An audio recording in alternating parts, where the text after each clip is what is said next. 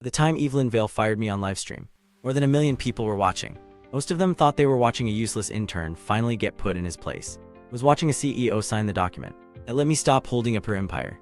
That was the funny thing about public humiliation. If the person humiliating you was careless enough, they did half the paperwork for you. The main stage of Luminara Entertainment looked like it had been built out of money and ego. Silver LED walls rose behind the platform. Loading logo animations drifted across the screens. Investors sat beneath soft blue lights with expensive tablets on their laps. Trainees watched from the side balcony with nervous faces. Fans flooded the livestream with hearts, fireworks, and comments moving so fast they looked like digital rain. At the center of it all stood Evelyn, the woman the internet called the queen of modern idol production. Beside her stood Jace Orion, her celebrity boyfriend, wearing a white stage jacket and the calm smile of a man being praised for work he had never touched. And behind the production table, holding a spare tablet and checking the backup audio feed, stood me, Ren. To everyone in that room, I was just the unpaid intern Evelyn had tolerated for too long. Charity Case, the quiet assistant, the guy who brought coffee, fixed cables, carried folders, and disappeared before important people arrived. That was the role she had given me. That was the role everyone had accepted. So when Evelyn paused in the middle of her investor presentation and looked straight at me, most people thought it was part of the show. She held the microphone close to her lips and said, "Before we move into Luminara's next era, I want to correct a misunderstanding inside this company." Livestream comments slowed for half a second. Investors turned their heads. My hand stayed on the tablet screen. Evelyn's smile widened. "Some people mistake kindness for permission," she said. "They stand near success for long enough and start believing they helped create it." A few staff members glanced at me. Jace lowered his eyes and laughed under his breath. That was how I knew the performance had been rehearsed. Evelyn stepped down from the stage. The camera operator followed automatically, because Evelyn had trained everyone around her to treat her every movement like content. He stopped in front of my table. "Ren," she said, soft enough to sound graceful, and loud enough for the microphones to catch every word. "You have been given more chances than anyone at your level deserves." My level, that was the first little knife. "You were brought here as an assistant," she continued. "You were allowed to observe, you were allowed to learn. You were allowed to stand in rooms most interns never see." She tilted her head like she was disappointed in me. "But lately, your behavior has become uncomfortable. You have involved yourself in decisions far above your position. You have confused proximity with importance. You have shown an unhealthy attachment to this company's success." The room went quiet in the careful way powerful rooms go quiet. Not because they disagree, because they are waiting to see which side is safer. I looked at the investor row. Some faces were shocked, some were amused. Some were already calculating whether this little drama would affect share value. Evelyn lifted a folder from an assistant beside her and placed it in front of me. "Your internship is terminated," she said. Livestream exploded. "No way, she fired him live." "Who is that guy?" Intern got too comfortable. Jay stepped beside Evelyn and placed one hand on her shoulder. The gesture was perfect for the camera. He was being generous, he said. "Some people don't understand how hard founders work. They think because they see a dashboard, they built the company." Few employees laughed, nervously at first, and louder when Evelyn smiled. That was the second knife. Because the dashboard he was talking about was mine. The investor predictions were mine. The sponsor confidence system was mine. The trainee ranking engine he had been showing off for 6 months was mine. But Jay stood beneath the lights, accepting applause. And Evelyn turned back to the camera. "Luminara was not built by clingy assistants," she said. "It was built by vision, it was built by leadership. And it was built by real creative minds like Jace Orion." Jace gave the camera a humble little smile. The kind of smile men wear when they are pretending not to enjoy stolen credit. Evelyn opened the folder and slid the termination form toward me. "Sign it, Ren, leave gracefully. Don't make this harder than it needs to be." Everyone expected something from me. Denial, a shaking voice, a desperate explanation, maybe even tears. That was the script she had written for me.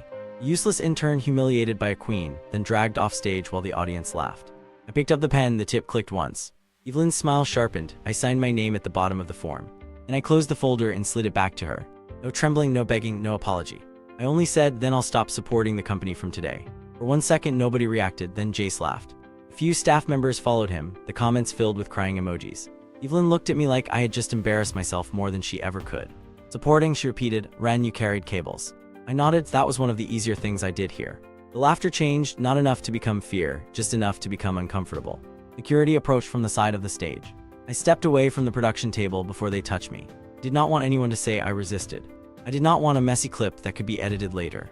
Evelyn needed the camera to see me small. I needed the camera to see her certain. That difference mattered. As I walked toward the elevator, my phone vibrated once in my pocket. Private message appeared on the screen. Everline sponsor desk. Emergency support freeze authorized. I looked back at Evelyn. He had already returned to the stage. Jace was speaking now, explaining Luminara's new creative era, while standing in front of slides generated from the system he had never learned to operate. Another message appeared. Technical custody. Suspend ranking engine validation. The elevator doors opened. I stepped inside. The security guard watched me like I was a fired intern trying to save face. I tapped one word, confirm. Doors closed on Evelyn's applause. And for the first time in 3 years, Luminara Entertainment stood without me holding it up. 3 years earlier, Luminara had not looked like an empire, it looked like a beautiful failure. The company had 3 talented trainees, 2 half-finished brand deals, a mountain of debt, and a founder who could convince almost anyone that tomorrow would be different. That founder was Evelyn Vale. Back then, she was not the untouchable woman on magazine covers. She was exhausted, underfunded, and still sincere enough to say things like, if the system ignores talented people, we'll build a better system. I believed her. That was my first mistake. At the time, I was running private investments through Everline Capital, a fund I had built quietly after leaving the public side of finance. I disliked cameras, I disliked founder worship, and I especially disliked companies that treated people like disposable batteries. But Luminara seemed different, so Everline saved it. We did not do it with a giant dramatic announcement. We did it through investment notes, emergency bridge funding, sponsor confidence guarantees, and a technical custody agreement that most employees never saw. I built the Starlight Index because Luminara needed a way to find real talent before the market noticed it. It was not magic. It tracked vocal growth, learning speed, audience response, stamina, original composition habits, and long-term brand risk. That was why Evelyn loved it at first, then she started to hate it. The system did not flatter her favorites. It only cared who was improving, who was reliable, and who was being quietly buried by politics. Myra Han was one of those people. She was 24, older than most rookies in the idol pipeline, with a calm face and a voice that sounded simple until the third note, when something in the room changed.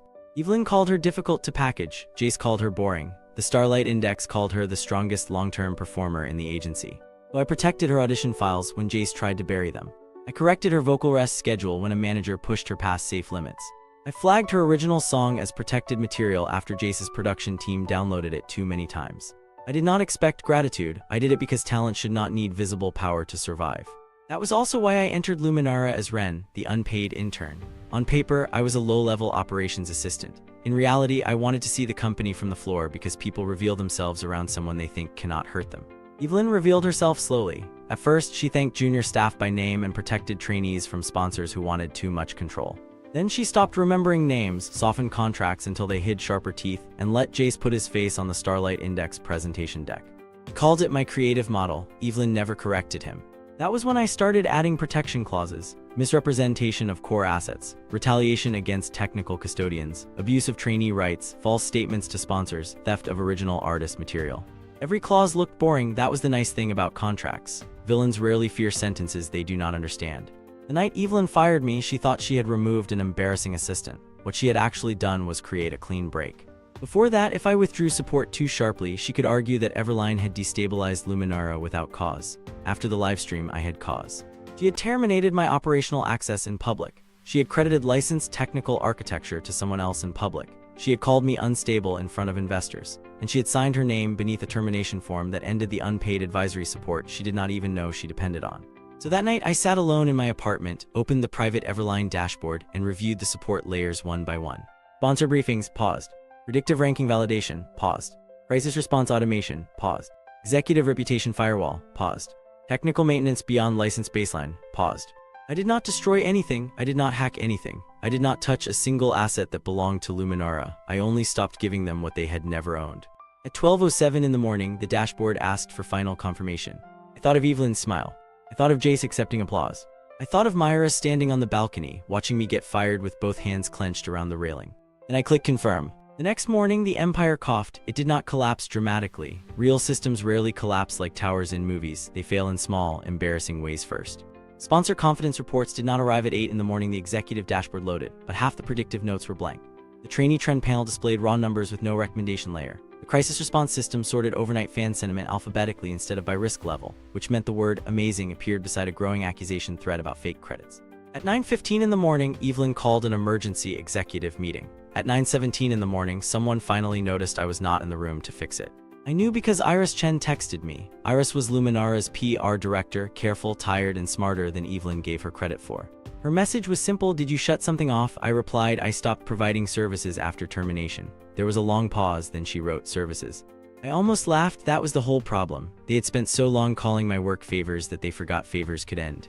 Inside Luminara's glass conference room, Evelyn was apparently still calm. Iris later told me how it went. Evelyn stood at the head of the table, tablet in hand, and said, pull up the Starlight Index. Jace leaned back in his chair, already on it. He opened the presentation version. Not the operating layer, not the validation console, not the predictive correction panel, a presentation. A very beautiful presentation, to be fair, the kind with animated constellations and glowing trainee names, absolutely useless for running a company. The ranking director cleared his throat. "We need the advisory layer," Jace frowned. "The what?" For the first time, the room saw a crack in the performance. The finance chief found reports referring to an external technical custodian. Evelyn waved it off as old legal clutter. "It appears several sponsor confidence reports were validated outside the company," he warned. "Then validate them inside the company," Evelyn snapped. "Short, confident, impossible." By lunch, Jace had tried to manually adjust the ranking variables. By 2 in the afternoon, one trainee with chronic lateness appeared as a top reliability candidate. Another trainee who had missed 3 vocal assessments was tagged as performance stable. Myra hand moved from inactive risk to top strategic priority. That last part was not Jace's mistake. That was the system remembering the truth after his decorative filters stopped covering it. At 3 in the afternoon, I sent a formal notice to Luminara's general counsel. Effective upon public termination, all unpaid advisory support, sponsor mediation, emergency technical maintenance, and non-required predictive validation provided by Ren under auxiliary Everline arrangements had ceased. The email was dry, almost boring. I liked boring. Boring was harder to edit into hysteria. Evelyn did not like boring. She called it sabotage. Jace called it jealousy.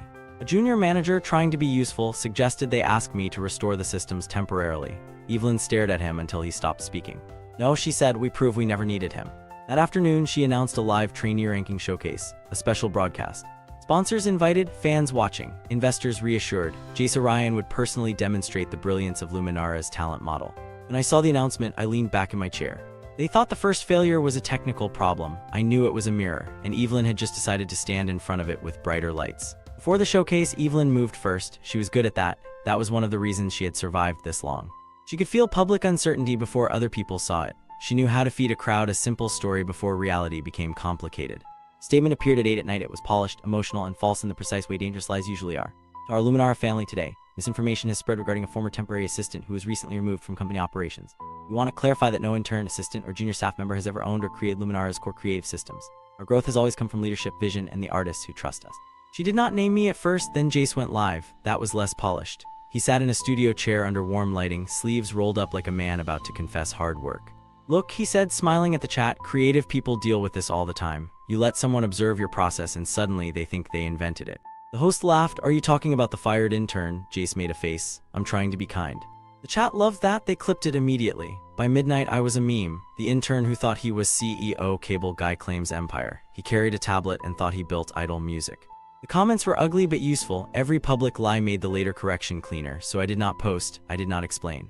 Send a preservation notice to Luminara Entertainment, its officers, directors, and relevant employees. Preserve all source code records, ranking adjustment histories, sponsor communications, livestream recordings, internal messages, contract drafts, trainee rights documents, and public statements related to the Starlight Index, Everline Capital, Ren, and associated technical custody agreement. Within 9 minutes, Iris texted me again. "Ren, why does this read like a shareholder dispute?" I replied, "Because Evelyn made it one."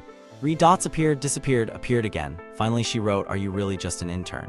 I stared at the message for a while, then I typed, "Ask Evelyn who funds the sponsor guarantees." She did not respond. I imagined her sitting in some empty office, reading that line twice. Iris had worked in public relations for 10 years. She knew panic language. She knew bluff language. She knew the difference between a bitter employee and someone preserving a record. Evelyn did not, or maybe she did and refused to admit it. The next morning in Luminara's PR room, Iris tried to warn her. I know because Iris told me later. "He's not reacting like a fired intern," Iris said. Evelyn was reviewing fan comments on a large screen. The ones insulting me were highlighted in green. "Because he wants attention," Evelyn said. "He sent a preservation notice with legal categories that match investor documents. Anyone can download a template. It refers to technical custody." Evelyn turned from the screen. "Iris, I hired you to manage noise, not fear paperwork." Jace, sitting on the couch, added, "Ren probably copied terms from old files. He used to hover around documents all the time." Iris looked at him. "Can you operate the Starlight Index without him?" Jace smiled, not naturally, like someone choosing confidence because fear would be inconvenient. "Watch the showcase," he said. Evelyn looked satisfied. The live ranking showcase opened with music, smoke, and a camera crane sweeping over Luminara's practice hall. Evelyn had turned a technical reassurance event into a performance. Rows of trainees sat under stage lights. Sponsors watched from reserved tables. The livestream audience filled the side screens with comments. Jace walked to the center wearing a headset microphone. "Tonight," he said, "we show the world what Luminara's creative system can really do." I watched from my apartment with a cup of tea. My legal director, Sora, sat beside me with a laptop open. On screen, Jace lifted one hand and trainee profiles appeared behind him. It looked impressive for 12 seconds. Then the numbers began to move. The first issue was small. A trainee known for dance stamina dropped into the vocal risk category. The second issue was worse. A trainee who had missed multiple rehearsals was flagged as stage ready. Then a sponsor-safe pick, someone Evelyn had been pushing for months, received a warning label for audience fatigue. Jace blinked, the camera caught it. Evelyn's smile froze, he tried to continue. The model is showing us a deeper layer of creative potential, he said. That was nonsense, but delivered beautifully. In Myra Hand's name rose to the top of the projection, not second, not fifth, first. A quiet wave moved through the trainees. Myra sat near the back, hands folded tightly in her lap. She looked more frightened than pleased. Evelyn had buried her for months because she did not fit the image Evelyn wanted for the next girl group. Too calm, too mature, too hard to package into cute clips, but the raw data did not care. It showed Myra's vocal growth, audience retention during small practice streams, lyric composition patterns, and unusually high emotional recall scores from test listeners. The sponsor table noticed. A representative from Hanwell Cosmetics leaned toward his microphone. "Excuse me," he said. "Previous confidence reports on this system included validation notes from Ren's channel. Is that validation active tonight?" Room changed, not dramatically, not with gasps, with attention. Jace turned toward the sponsor table. Ren was an assistant. He didn't validate anything important. The representative looked down at his tablet. "Our contract references his validation channel by name." Evelyn stepped forward. "That was an administrative label. Then who is currently validating the output?" Jace opened his mouth. Nothing came out. The chat noticed. "Why can't he answer? Wait, sponsor knows the intern. Why is Myra suddenly first? Was Ren running this?" Evelyn laughed lightly. "Technical terminology can sound more important than it is." "Jace, continue." Jace nodded too quickly. Then he made his worst mistake of the night. He changed a variable live. The projection flickered. 3 trainee ranks swapped without explanation. 1 sponsor report displayed an error tag. And on the lower corner of the massive screen, for half a second before a technician cut the feed, the system displayed a line Jace had never expected anyone to see. "External validation unavailable. Predictive integrity reduced." The room went silent, not completely. The livestream comments kept moving, but the important people stopped smiling. I set down my tea. Sora saved the broadcast clip. On screen, Evelyn's face was still perfect. Her eyes were not. Jace tried to recover. There may be residue from Ren's unauthorized interference. It was not enough yet, but close. At the end of the showcase, 3 things were clear to anyone paying attention. Jace could present the Starlight Index, but he could not operate it. Sponsors knew my name, even if the public did not understand why. And Myra Hand was far more valuable than Evelyn wanted people to believe. That night, Luminara's legal team drafted a statement claiming I had inserted myself into company systems without authorization. A sponsor-side contact forwarded it to me before release. I read the draft once, then again. It accused me of unauthorized access. It claimed the ranking failures were caused by my emotional instability. It described Jace as the original creative lead of the system. It was almost perfect. A lie becomes dangerous when it is spoken. It becomes useful when it is signed. I forwarded the draft to Sora and wrote, "Let them publish if they want." She replied, "You know they will." I looked at the frozen image of Evelyn on my screen, still smiling under lights that were starting to feel too bright. Yes, I thought, that is why this works. The next morning, I went to Everline Capital's office for the first time in weeks. Most people there knew me as unpleasantly calm and allergic to unnecessary meetings. So when I walked into the conference room and said, "We may be converting Luminara," nobody asked if I was joking. Sora had already printed the key agreements, investment notes, technical custody licenses, sponsor guarantees, and artist rights protections. It looked like a stack of boring paper. To Evelyn, it was a wall she had never bothered to read. Sora tapped the first document. Public misrepresentation of licensed core assets is one trigger. Retaliation against the technical custodian is another. If they publish the unauthorized access statement, we have a third. Not enough for clean control conversion. Enough for a review. A review can be buried. Sora studied me, so you want her to overcommit. I want her to say the lie where sponsors, investors, and the board cannot pretend they misunderstood. Clearing my name was not the hard part. That was what Evelyn did not understand. If I revealed my identity too early, she could shift the argument. She would say I had hidden a conflict of interest. She would claim I entered the company in bad faith. She would turn the story into a powerful investor manipulating a visionary female founder. Some people would believe her, not because it was true, because it was simpler than admitting they laughed at the wrong person. I needed her to prove the pattern: credit theft, trainee exploitation, asset misrepresentation, retaliation, false evidence, all preserved, all witnessed. My sponsor relations lead Min opened his laptop. 2 sponsors paused renewals this morning. They are not leaving yet, but they want clarity. Good, I said. He frowned. That is not usually good. It means they will attend the shareholder showcase. Sora gave me a look. You are enjoying this more than your face admits.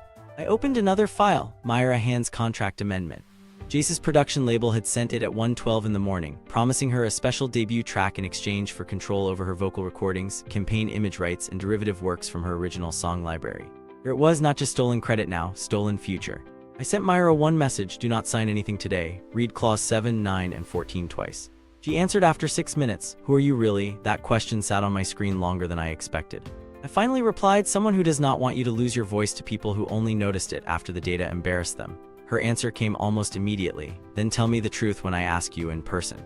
I could have refused, I should have refused. Instead, I wrote fine. That was my first real mistake after leaving Luminara, not because Myra was dangerous, because protecting someone is easier from a distance. When they stand in front of you, it starts becoming personal. Evelyn summoned Myra before I could meet her. She did it in the small mirror room behind Studio C, the one with warm bulbs around the walls and a couch too expensive for exhausted trainees. Jace was there too. That was never a good sign. He smiled at Myra like a man offering a favor instead of a leash. Myra, he said, last night was messy, but it created attention. We can use that. Myra stood near the door. Use it how? Evelyn crossed her legs. A short company video. You say Ren manipulated your ranking. You say he approached you privately and tried to turn you against Luminara. Myra's face did not change much. That was one of the things I noticed about her early. She did not perform emotion until she trusted the room. And if I do, she asked. Jace lifted the contract amendment. Then this debut track becomes difficult. Schedules are complicated. Public perception matters. Evelyn's voice softened. You are talented, Myra, but talent without timing is nothing. Right now you need us. That was the company's favorite sentence, wearing nicer clothes. You need us. Be grateful. Stay obedient. Do not ask who benefits. Myra asked for time to read the contract. Evelyn's smile cooled. You did not used to be this difficult. No, Myra said, I used to be scared. That line cost her. Iris heard it from the hall. Later, she told me she almost stepped in then. But almost is not evidence, and Iris had survived Evelyn by knowing when silence kept her employed. Myra met me that evening in a closed practice room 2 blocks from the agency. She wore a black hoodie, no makeup, hair tied back. She looked tired enough to be honest. I arrived with 2 coffees and placed one on the piano. I don't drink coffee after 6, she said. I don't know your schedule anymore. I was fired. The corner of her mouth moved, almost a smile, almost. Then she placed the contract on the piano between us. Did you sabotage the ranking showcase? No. Did you manipulate my score? No. Did you protect my files? Yes. Her eyes changed, not softer, sharper. Why? Because they were trying to bury performance data that did not match their marketing plan. That's not an answer. It is the cleanest answer. I didn't ask for the cleanest one. I looked at her for a few seconds. The practice room was quiet except for the old air conditioner ticking above the door. Finally, I said, because you were improving faster than anyone else and no one in that building wanted to admit they had misjudged you. She looked down at the contract. I pointed to Clause 7. This transfers your original lyrics into Jace's campaign package. Her hand tightened. Clause 9. This lets his label reuse your vocal recordings for promotional material without separate approval. Clause 14. This means if the debut fails, they can shelve your release and still keep the song. Her face went pale in the ordinary way people do when they realize a beautiful opportunity has teeth. So he wasn't offering me a debut, she said. He was offering you a cage with better lighting. Myra let out a breath. Then she asked the question I had been avoiding. Are you only an intern? I could have lied. Instead, I said no. Her eyes lifted. I continued before she could ask more. But if I tell you everything now, Evelyn will say I recruited you with hidden power. She will use it to poison whatever you choose next. Then what am I supposed to do? Read, decide. If they are asking for the truth, give it. If they are asking for obedience, refuse. He stared at me for a long moment. That's it, that's it. You're not going to tell me to trust you? No. Why? Because people like Evelyn always ask for trust before showing the terms. For the first time that night, Myra smiled, small, real. Then she took the contract, folded it once and said, I won't record the statement. I should have felt relief. Instead, I felt the ground shift under the story. Until then, Myra had been someone I wanted to protect because the system had failed her. Now she was choosing truth before knowing what I could give her. That was more dangerous than any contract, because it meant her trust was not for sale. Unfortunately, Evelyn understood the shape of that danger even if she misunderstood the cause. Building camera caught Myra leaving the practice room after me. By morning, Luminara released edited footage of the hallway. The statement was ugly. A former assistant under investigation for unauthorized system access has been seen privately contacting a trainee affected by ranking manipulation. Luminara is deeply concerned about artist safety and potential coercion. They did not call me an obsessed intern this time. They called me a threat. That was when the fight became real. Sabotage frame arrived in pieces. First, edited CCTV, a clip of me entering the technical office 2 days before the showcase. No context, no timestamp showing that I still had operational access then. Second, access logs, lines highlighted in red, implying I had altered ranking files after termination. Third, a statement from Jace. He looked wounded in the video. Ren asked me for creative credit multiple times, he said. I told him the industry does not work that way. You cannot demand ownership just because you watched other people build something. I paused the video there. That sentence was going to age badly, but not fast enough. By noon, entertainment channels were running the story. Former intern accused of sabotaging idol agency. Trainee ranking scandal deepens. Luminara protects artist from manipulative ex-assistant. Myra's name trended beside mine. Her debut slot froze. 3 sponsor renewals paused. Everline's board requested a risk review. For the first time since Evelyn fired me, the damage was not only happening to her, it was hitting Myra, it was hitting innocent staff, it was hitting the sponsors who had trusted my framework. Zora came into my office holding a tablet. We can end this now. How? Reveal your Everline identity, publish the license records, show them the original architecture. And Evelyn says I infiltrated the company as an investor to manipulate internal operations. She is already saying worse. She is saying worse emotionally. That is different from having a legal narrative. Zora's jaw tightened. Myra is getting dragged because of your delay. That landed. I looked at the live trends screen. Myra hand manipulated, poor trainee used by bitter intern, was her ranking fake. I had built systems to protect people like her from rooms like this. Now the room had become the whole internet. For a moment I wanted to burn it down, not strategically, not cleanly, just burn it. That was why I did not touch the keyboard. Anger is useful only after it has been leashed. I stood and walked to the window. Below the office, cars moved through the city like they had no idea anyone's life was being rewritten online. After a minute I said, if we reveal now, Evelyn survives the pattern. If we force discovery, her fake proof becomes our chain of custody. Sora was quiet. She edited logs, I said. Someone did. We need the untouched server records compared publicly. You are gambling with reputation. No, I said. Evelyn is. I am letting her place a larger bet. That sounded colder than I felt. Maybe that was necessary. The first break came from Iris. At 6:43 in the evening, she sent me a file through an encrypted link. Original PR footage. No message, just the file. The footage showed the full timeline from the night of my firing, including the moment Evelyn asked for the termination form before the alleged sabotage window. It also showed Jace entering the technical office after the livestream with one of the production managers. 6 minutes later, Iris sent a second message. I cannot keep pretending this is noise. I replied, then keep the original safe. The second break came from the access logs. Luminara's published evidence had been edited through a production account, Jace's production account. Not directly enough for the public to understand yet, but enough for a third-party source history audit. That phrase was ugly, which meant it was useful. Ugly legal phrases scare boards more than beautiful accusations. I had Everline formally request 3 things before Luminara's shareholder showcase: a source history audit, a sponsor confidence review, and a control review under Everline's investment notes. Evelyn could refuse. If she refused, sponsors would assume she was hiding something. If she accepted, she would have to repeat her claims under the eyes of investors, media, fans, artists, staff, and auditors. She accepted, of course she did. People like Evelyn do not fear stages, they fear empty rooms. Shareholder showcase was announced as a reset. That was Evelyn's word, a reset. She wanted the public to believe Luminara was moving past a toxic former assistant, a technical misunderstanding, and a jealous attempt to steal credit from real creators. The event would include investor reassurance, a live demonstration of the updated Starlight Index, and a preview of Myra's debut material. That last part made me stop reading. I called Myra. She answered on the second ring. They're using your song? I asked. They're trying. Did you sign? No. Then they cannot use it. I know. Her voice was steady but tired. I had heard that tone before from people learning that truth does not protect you instantly. Sometimes it only gives you a reason to stand while the room throws things. I'm sorry, I said. For what? For the timing. You didn't edit the footage. No, you didn't write that contract. No, you didn't ask me to lie. No, then stop apologizing like Evelyn. That hit harder than I expected. I almost smiled. Yes, ma'am. He was quiet for a second. Are you going to tell everyone who you are? At the showcase. Why not before? Because I want them to say their version one last time while the original records are on the same screen. That sounds dramatic. It is actually very procedural. Ren, yes, that is the most dramatic sentence you have ever said. This time I did smile, only a little. The day before the showcase, the board tried to control the audit. They wanted surface-level presentation files only. Everline refused. They wanted sponsor questions in advance. The sponsors refused. They wanted Myra removed from the artist rights segment. Myra refused. Then Evelyn called me. I let it ring twice before answering. Ren, she said, voice warm enough for anyone else to mistake it for regret. This has gone too far. Agreed, you are hurting people who cared about you. No, Evelyn, I stopped covering for people who used that sentence as a shield. A pause, then her voice sharpened. You think because some sponsor remembered your name you can threaten my company? Your company? Yes, she said. Mine. I built Luminara from nothing. I looked at the Everline documents on my desk. That is a strong statement. It is the truth. Say it tomorrow. She went quiet. For the first time, she heard the trap under the floor. I continued. Say it with the audit records open. Say it with the sponsor contracts on the screen. Say it with Jay standing beside you. You are still the same, she whispered, always hiding behind documents. No, I said. I learned documents are where people hide the truth after they finish lying out loud. She hung up.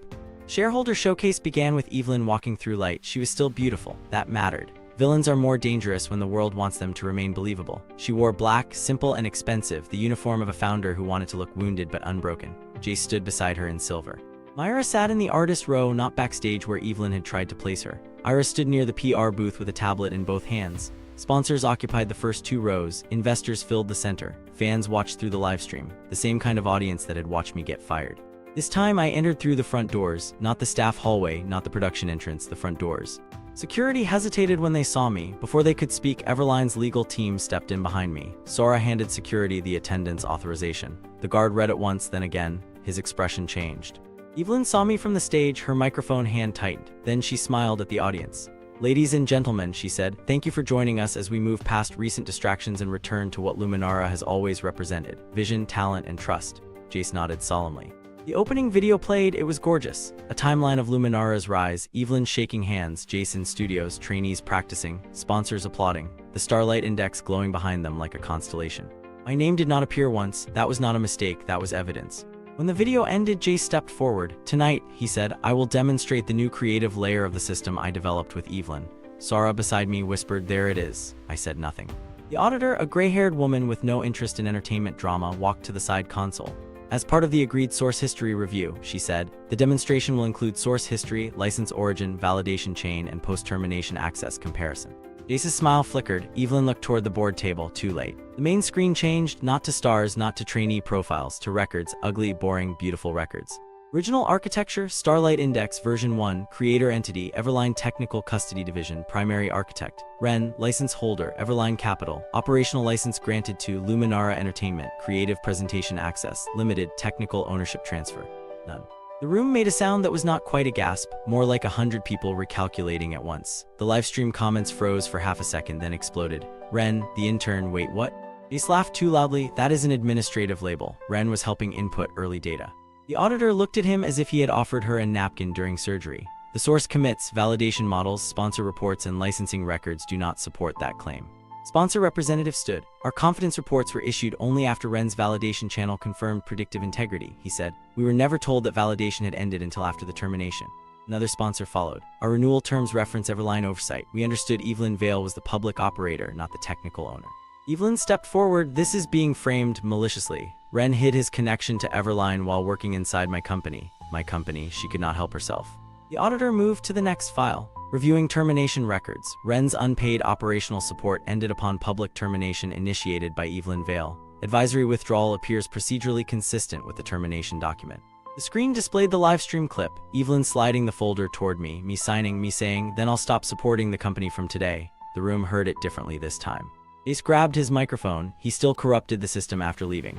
The auditor clicked again. Access logs appeared, the edited version first, then the untouched server records, then the comparison. The altered entries had been created after the firing livestream, through a production account, Jace Orion's production account. Jace stared at the screen. For once, he had no performance ready. Evelyn turned toward him with pure anger, not because he had lied, but because he had been caught badly. "That account is shared," Jace said quickly. The auditor did not blink. "The session includes biometric workstation unlock, studio badge entry, and internal camera confirmation." Another clip appeared, Jace entering the technical office after the livestream, Jace at the terminal, Jace leaving with a production manager. Iris stepped forward from the PR booth. Her face was pale, but her voice held. "The public footage released by Luminara was edited under executive direction," she said. "I preserved the original." Evelyn stared at her. "You ungrateful." The microphone caught it. The entire room heard the masked tear. Iris flinched, then lifted her chin. "The original shows Ren's access was terminated before the alleged sabotage window," she said. "It also shows Mr. Orion entering restricted technical space after the event." The screen split into timelines: original footage, edited footage, access logs, statement excerpts, Evelyn's public claims, Jace's interview, every lie placed beside the record that contradicted it. And Myra stood. She did not look at Evelyn. She looked at the artist rights panel. "I did not authorize Jace Orion's label to use my original song," she said. "I was offered a contract that would have transferred control over my lyrics and recordings. I refused." Jace's face twisted. "You are only standing because Ren put you there." Myra looked at him then. "No," she said. "I am standing because you tried to take something you could not create." That line was not loud. It did not need to be. The room had learned how to listen. The auditor displayed Myra's original timestamp composition files, then Jace's campaign draft, same chorus structure, same melodic guide, same lyric phrases lightly rearranged. Jace stepped back. Evelyn moved before the collapse could finish. She knew how to survive a public wound. You do not deny every fact, you reframe the battlefield. "This is exactly the problem," she said, turning to the board. Ren hid as an intern. He embedded himself into operations. He built private loyalty with trainees and staff. He created dependence, then withdrew it to seize control. Some board members looked relieved. That was a story they could understand. A powerful investor manipulating a founder. Cleaner than admitting they had ignored every warning because Evelyn's image was profitable. Evelyn saw the opening. "I call for an emergency board vote," she said. "Remove Ren and Everline from operational influence pending investigation." Chairman hesitated, then he nodded slowly. That was Evelyn's final move, and my favorite part of the night, because it meant she still had not read the notes. I stood. For the first time since entering the hall, I took the microphone. Everyone turned. The same public that had laughed at my silence now leaned toward my words. I looked at Evelyn. "You are requesting a board action to remove Everline influence after evidence of asset misrepresentation, technical fraud, retaliation against the technical custodian, and artist rights coercion has been presented in a shareholder venue." She laughed once. "Listen to yourself. This is why no one trusted you. You talk like a contract because you have no heart." "That may be true," I said, "but tonight the contract is more useful." Sora handed the chairman a document. The board's legal counsel read the first page, then the second. His expression changed. Evelyn saw it. "What is that?" she demanded. I answered because she deserved to hear it from me. "Everline's investment notes." The counsel continued reading faster. "They include a control clause," I said. "Triggered by executive fraud, retaliation against technical custody, misrepresentation of licensed core assets, and board action attempting to suppress review after evidence presentation." The room was silent now, not shocked, trapped. Evelyn looked at the chairman. "That cannot be enforceable." The counsel swallowed. "It appears enforceable pending formal confirmation." Sora corrected him politely. "It is enforceable upon notice. Confirmation affects record entry, not activation." The sponsor representative stood again. "If Everline assumes control review, our renewal remains active. If the current executive team blocks it, we withdraw." Another sponsor nodded, then another. The board did not need morality anymore. Money had finally caught up with truth. The chairman placed both hands on the table. "Pending investigation, Evelyn Vale is suspended from operational control." Evelyn's face did not turn pale. That would have been too simple. It went still. That was worse. Panic still has movement. Her expression had none. "Ace Orion's production agreement is terminated pending rights review," the counsel added. Jay spun toward Evelyn. "You said the contracts were clean." Evelyn stared at him. "You said you could handle the system." There it was, the romance of borrowed status ending the way it always does. Not with loyalty, with blame. Jay stepped away from her as if distance could save him. "I was following executive direction," he said. The livestream comments noticed before the room did. He threw her under the bus. Fake genius panicking. The intern owned everything. Myra sat down slowly, one hand over her mouth. Not because she was shocked by me, because she was realizing she might actually be free. The chairman continued with the formal language. Everline would assume temporary control under the triggered voting rights. An independent trainee rights review would begin immediately. All artist contracts connected to Jace's production label would be frozen. Staff who preserved evidence would receive protection. Staff who helped falsify records would be reviewed. Sponsors would remain under the new governance structure. Words were dry, the effect was not. Evelyn lost access first, then authority, then the room. She lost her company one sentence at a time, the same way she had tried to erase me, one sentence at a time. When the formal announcement ended, she walked toward me. Security moved, but I lifted a hand to stop them. She stood close enough that the cameras could catch her face, but not her whisper. "You should have told me," she said. That was almost funny, not because it was ridiculous, because she meant it. In her mind, the betrayal was not what she did to powerless people. The betrayal was that I had not warned her I was powerful. I looked at her and said, "If you had known who I was, you would have treated me better." Her eyes trembled. I continued, "That is not the defense you think it is." For the first time that night, Evelyn had no reply. The cameras kept recording. I stepped past her, not because I had nothing left to say, because she had nothing left that I needed. After the showcase, people kept calling it a downfall. That was the dramatic word. The internet liked dramatic words. Founder queen exposed, fake genius destroyed, intern was secret investor, Luminara empire taken overnight. None of that was exactly true. Empires do not fall overnight. They rot quietly, then act surprised when the floor gives way. The weeks after the showcase were uglier than the clips made them look. Investigations are emails, interviews, revised drafts, angry calls, and people suddenly forgetting things they once said confidently. Evelyn lost operational control first, then sponsor access, then her public genius persona. Her apology video explained pressure more than harm, so even her fans turned on it. Jace disappeared faster. Once sponsors stopped returning calls, he became just another handsome man with expensive jackets and no system to stand on. Myra's contract took longer. I insisted she have independent counsel separate from Everline. She said that was excessive. I told her I had made a religion out of excessive paperwork. She laughed at that, a real laugh this time. Her debut was delayed by 2 months, not cancelled. Delayed. There is a difference between a door closing and a door being rebuilt properly. Minara changed too. Some people wanted me to destroy the company entirely. I understood the urge, but revenge that burns innocent people is just ego with better lighting. So we restructured transparent trainee contracts, independent rights review, sponsor reporting separated from executive image campaigns, no more mystery genius presentations, no more artist material moving into producer folders without permission, no more unpaid support treated as gratis. Iris became part of the new leadership team, not because she was perfect, because when the moment came, she chose evidence over safety. That counted. First showcase under the new structure was smaller than Evelyn's old events. No silver LED wall, no founder speech about destiny, no Jace in a shining jacket pretending to understand math, just a clean stage, transparent credits, and artists whose contracts they had actually read. Myra performed last. Her song began with one piano note, then her voice entered, quiet at first, almost too plain for the room. By the chorus, nobody moved. That was what the Starlight Index had seen before any sponsor did. Not perfection, retention, the kind of voice people followed without knowing when they had decided to stay. I watched from the back control booth. Old habit. Myra found me after the performance. She was still wearing her stage makeup, but her eyes looked like the girl in the practice room again. "You hid in the back," she said. "I like good sight lines. You like exits, that too." She held out a printed program. On the credit page beneath songwriter and performer, her name appeared alone. No Jace Orion, no producer theft disguised as collaboration, no company-owned rewrite, just Myra Han. She tapped the page. This felt strange. Having your own name on your own work, having no one take it. I did not know what to say to that, so I said the only useful thing: get used to it.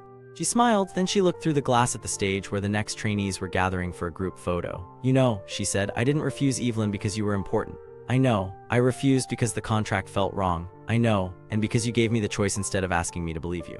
That one I did not answer immediately. For years I had told myself I did not need recognition. That was mostly true. Recognition from people like Evelyn was just another leash. They praised you when useful, then called you arrogant when you stopped kneeling. But Myra's words did not feel like a leash. They felt like a door I did not have to open yet, only know it was there.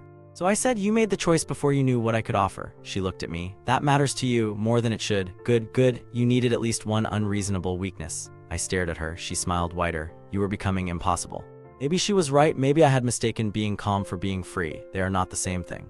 On the other side of the glass, the young artist turned toward the camera, laughing because someone had dropped a bouquet. No one panicked. No one screamed about image. They just laughed, fixed the flowers, and took the picture again. A small, healthier thing old Luminara would have edited out. I thought back to the live stream where Evelyn fired me. The silver lights, the investors, the comments laughing, the folder sliding across the table. You carried cables. Maybe I had. I had carried cables. I had carried dashboards. I had carried sponsor panic, trainee warnings, contract risks, artist data, and a founder's borrowed crown. For 3 years I had held up an empire that smiled at me only when it thought I was useful and mocked me the moment it thought I was not.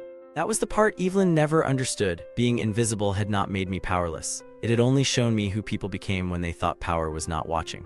Now I watched Myra return to the stage for the final bow, her name glowing properly behind her. Ira stood near the side, arguing calmly with a sponsor about transparent reporting. Zora texted me to say my posture still looked like a depressed security camera. And somewhere far outside this building, Evelyn was probably staring at a screen, wondering how a useless intern had taken everything. But I had not taken everything. I had only stopped giving her what was never hers. That was enough. When the showcase ended, I left the control booth and stepped into the audience light. No one asked me to carry anything. No one called me intern. No one laughed. The camera that once caught me being escorted out now caught artists bowing on a stage that no longer needed lies to stand. For the first time in years, I was not the invisible beam beneath someone else's empire. I was just Ren, and that was enough.